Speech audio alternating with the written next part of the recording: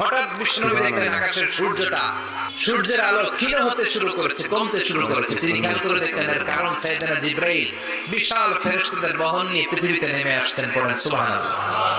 এসে বললেন, ইয়া রাসূলুল্লাহ, আমি 1,40,000 ফেরেশতা নিয়ে নেমে এসেছি। আপনি কি জানেন না, ঠিক একটু আগে মদিনাতে আপনার এক প্রিয় সাহাবা, তার নাম হচ্ছে মুআবিয়া ইবনে মুআবিয়া আল মুজানি, একটু আগে শেষ নিঃশ্বাস ত্যাগ করেছে।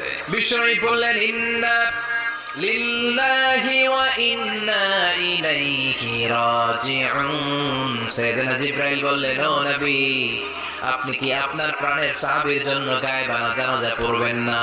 বিশ্বনবী বললেন, অবশ্যই পড়ব। সাহাবীদের মধ্যে ঘোষণা দিলেন, ও সাহাবারা, তোমাদের ভাই মুআবিয়া ইবনে মুআবিয়া আল মুজানি কিছুক্ষণ আগে মদিনাতে ইন্তেকাল করেছে।